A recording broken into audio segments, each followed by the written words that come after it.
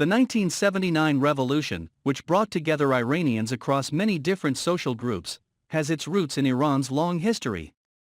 These groups, which included clergy, landowners, intellectuals, and merchants, had previously come together in the constitutional revolution of 1905–11. Efforts toward satisfactory reform were continually stifled, however, amid re-emerging social tensions as well as foreign intervention from Russia, the United Kingdom, and, later, the United States.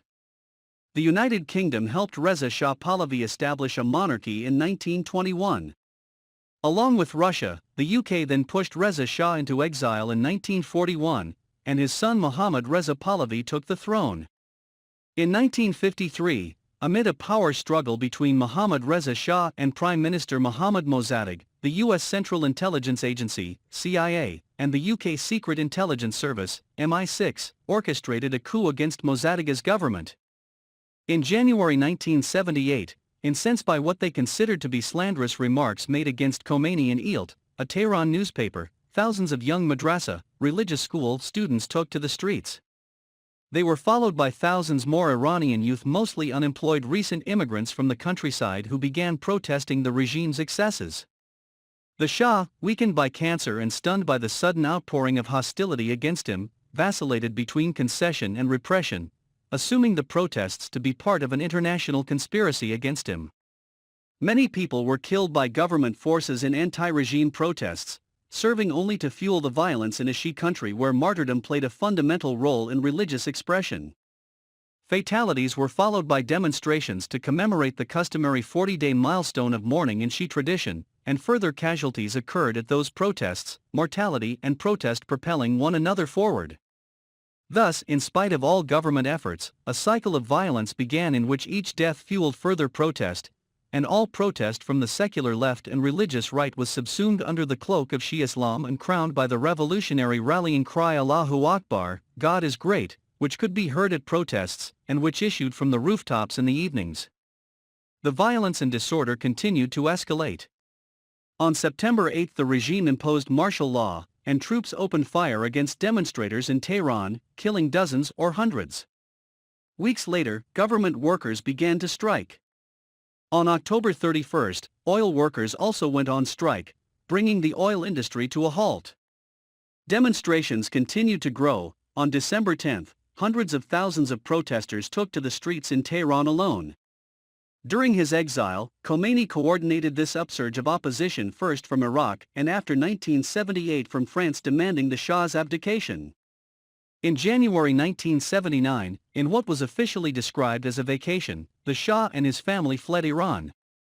The Regency Council established to run the country during the Shah's absence proved unable to function, and Prime Minister Shahpour Bakhtiar, hastily appointed by the Shah before his departure, was incapable of effecting compromise with either his former National Front colleagues or Khomeini.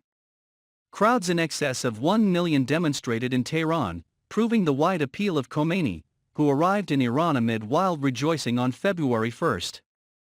10 days later, on February 11, Iran's armed forces declared their neutrality, effectively ousting the Shah's regime.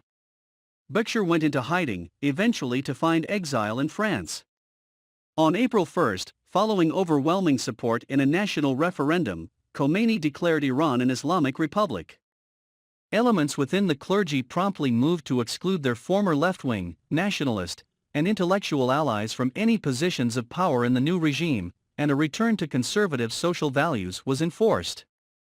The Family Protection Act, 1967, significantly amended in 1975, which provided further guarantees and rights to women in marriage, was declared void, and mosque-based revolutionary bands known as committees, Persian, committees, patrolled the streets enforcing Islamic codes of dress and behavior and dispatching impromptu justice to perceived enemies of the revolution.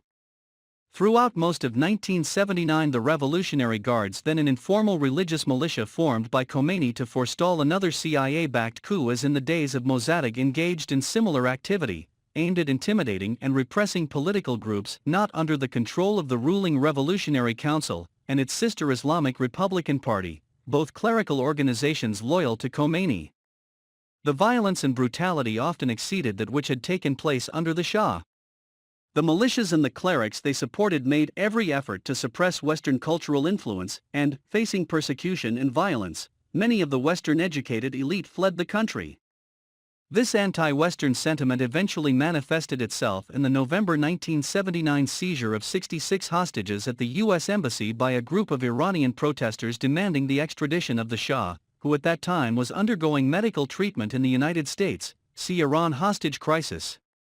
Through the embassy takeover, Khomeini's supporters could claim to be as anti-imperialist as the political left. This ultimately gave them the ability to suppress most of the regime's left-wing and moderate opponents. The assembly of experts, overwhelmingly dominated by clergy, put a new constitution to referendum the following month, and it was overwhelmingly approved. The new constitution created a religious government based on Khomeini's vision of Vilayat-e Persian, governance of the jurist, and gave sweeping powers to the Rahbar, or leader. The first Rahbar was Khomeini himself.